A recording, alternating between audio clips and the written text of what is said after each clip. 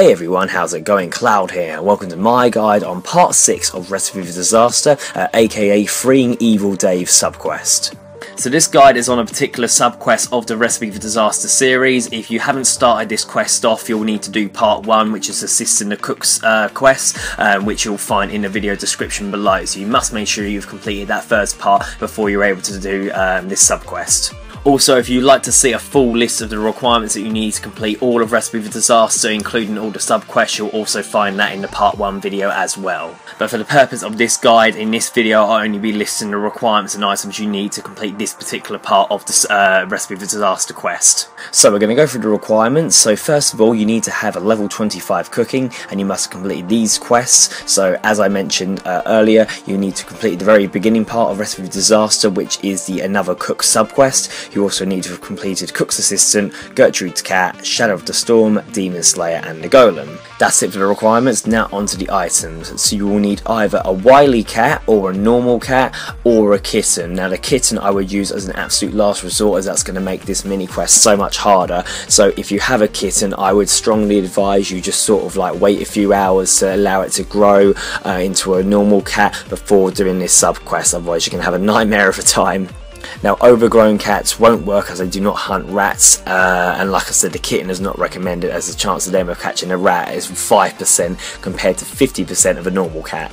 You will need up to 9 bowls of stew. Now if you make no mistakes and you follow my instructions correctly, you won't need any more of that, so it's up to you if you want to bring a couple more just in case, but you should need no more than 9. And the only other item is a bucket of milk if you wish to change your hellcat back into a normal cat, which will make sense a bit further on. But that's it for the requirements and items. Now onto the quest starting points. As usual, this subquest can be started from the Lumbridge Castle Banquet Hall, so we're going to head into that direction now, and what you want to do is inspect Evil Dave to start this subquest.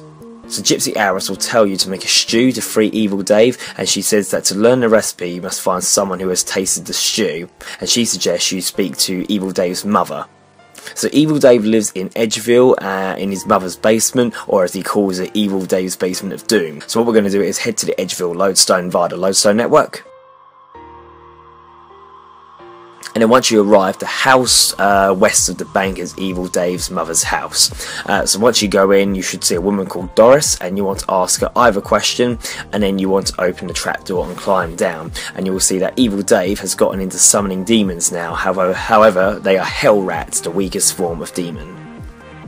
So speak with Evil Dave and ask him why he ate at the secret council meeting. He'll ask you why, and you tell him that he's got to tell you because the magic requires it, which is the 4th option, and he'll reply it was like this totally evil stew like the one his mother makes.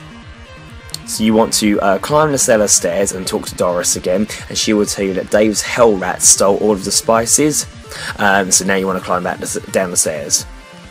So once you're back down in the basement, you want to start using your cat to chase the vermin to kill the hell rats, and each time your cat successfully catches a hell rat, it will drop a spice, either red, yellow, orange or brown, and it will be a different dosage from 1 to 4. Now what you need to do is aim to get 6 doses of each spice, so you need 6 each of red, yellow, orange and brown, and then once you do that we can actually then begin using the trial and error to make the correct stew. After about 10 successful catches, your cat will turn into a hellcat or hell kitten, but it still serves the same purpose as a regular cat, and like I said at the beginning, if you want to change it back you can use a bucket of milk on it.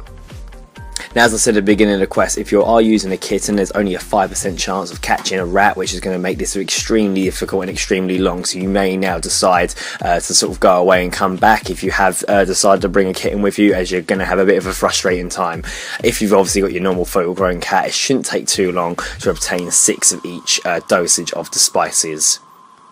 Okay, so once you've got 6 doses of each spice, we can now begin the strategy to make the correct stew. Now you need to make a stew with a certain dosage that Evil Dave will eat. Now the dosage is different for each player, so obviously my amount of dosage of spices into my stew is not going to be the same as yours. However, using this method should work for any single one of you. So it's kind of like Mastermind. We're going to use like trial and error to determine how many spices of each colour we need. So what you want to do is figure out each colour separately. So as an example, use red. So add 1 dose of red spice to your stew and then ask Dave to eat it. If he says that one spice is correct, you then want to stop and move on to the next colour. As you'll now know, you only need 1 dose of red spice. If he says that no spices are right, you're then going to add 2 doses of red spice and ask him again. And again, if 2 doses are correct, you can stop and move on to the next colour. If no spices are right, the answer must be 3 doses, as you cannot add more than 3 doses of each spice. Now you won't actually have to use the 3rd dose of spice in getting him to test it, because it's obvious that it must be 3 doses of red spice, so that way you don't waste any of your stews. And basically you're going to do that for each colour individually until you determine how much dosage you need of each one. And obviously make a note somewhere, either write it down or use the notes function on the game to remember what the correct dosage is of each spice. So it's pretty simple really if you do it like that.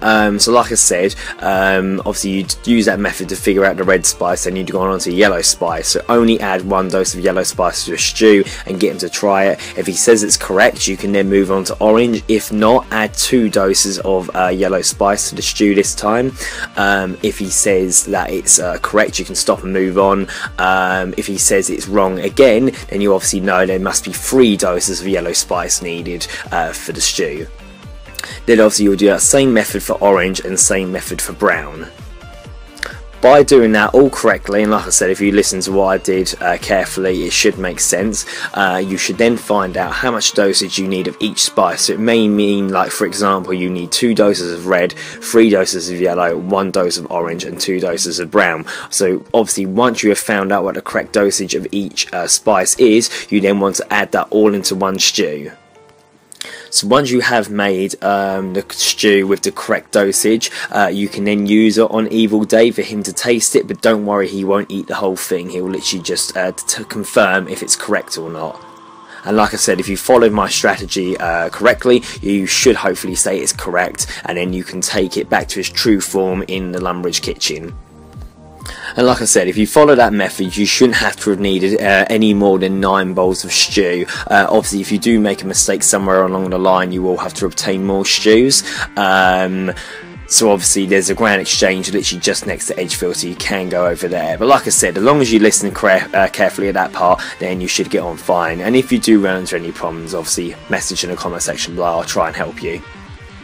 Either way, once you have figured out what the correct dosage is and you have made the correct stew with all the spices obviously relevant combined, we're now going to return to the Lumbridge banquet hall, so I'll speak to you again in a moment.